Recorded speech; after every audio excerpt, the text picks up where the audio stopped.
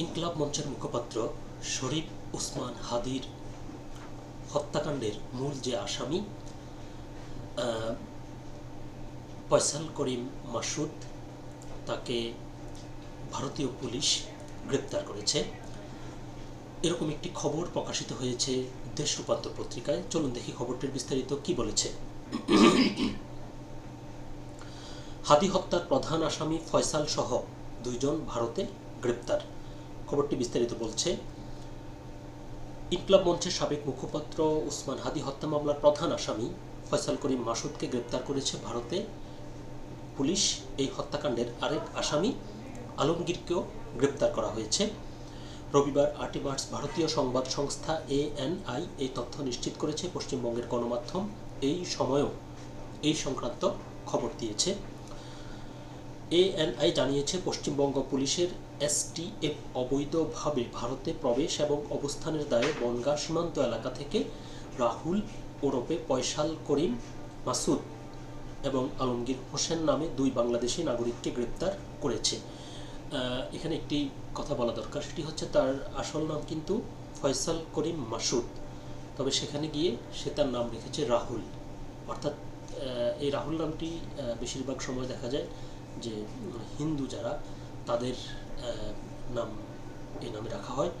তো বোঝা যাচ্ছে যে সে সেখানে ছদ্মবেশে থাকার চেষ্টা করছিল এবং ছদ্মবেশ ধারণ করার জন্যই এই নামটি সে বেছে নেয়। এই 2 ব্যক্তি বাংলাদেশে শরীফ ওসমান হাদি হত্যাকাণ্ডের সঙ্গে জড়িত। এদিকে ভারতের এই সময়ে খবরে বলা হয়, বাংলাদেশে ওসমান হাদিকে খুনের ঘটনায় পশ্চিমবঙ্গ থেকে গ্রেপ্তার 2 অভিযুক্ত ধৃতদের নাম রাহুল ওরফে ফয়সাল করিম মাসুদ এবং আলমগীর হোসেন। গত 12ই ডিসেম্বর ঢাকায় গুলিবিদ্ধ হয়ে খুন হন হাদি। এরপরেই বাংলাদেশ জুড়ে নতুন অশান্তি শুরু হয়। হাদির স্মৃতির উদ্দেশ্যে রাষ্ট্রীয় শোক ঘোষণা করেছিল ঢাকা, এমনকি তাকে সরকারি উদ্যোগে চিকিৎসার জন্য নিয়ে যাওয়া হয়েছিল সিঙ্গাপুরেও। এই গ্রেপ্তারি বড় সাফল্য বলে মনে করছে রাজ্য পুলিশের স্পেশাল টাস্ক ফোর্স। মূল প্রতিবেদনটি এ পর্যন্তই ছিল। তো এখন যেটি বলতে হয় সেটি হলো, শরীফ ওসমান হাদিকে গ্রেপ্তার করা হয়েছে বাংলাদেশের সীমান্ত এরিয়ার ভিতরে নয়, ভারতীয় সীমান্ত এরিয়ার ভিতরে, অর্থাৎ ভারতীয় পুলিশ তাকে গ্রেপ্তার করেছে। সে কিন্তু বাংলাদেশে খুনের সাথে জড়িত এবং তার নামে যে মামলাটি হয়েছে এটি বাংলাদেশের একজন ব্যক্তিকে খুনের দায়ে মামলা করা হয়েছে। এখন তাকে বাংলাদেশে আনার ব্যাপারে ভারতের সাথে বাংলাদেশের যে বন্দি বিনিময় চুক্তি রয়েছে, সেই চুক্তির আওতায় বাংলাদেশের বর্তমান বিএনপি সরকার, আশা করছি তারা খুব শীঘ্রই ভারতীয় সরকারের সাথে যোগাযোগ করে এই খুনিকে বাংলাদেশে এনে দৃষ্টান্তমূলক শাস্তি নিশ্চিত করবে। কেননা শরীফ ওসমান হাদি শুধুমাত্র একটি নাম নয়, তার জানা যায় লক্ষ লক্ষ মানুষের উপস্থিতি এবং বাংলাদেশে বিশেষ করে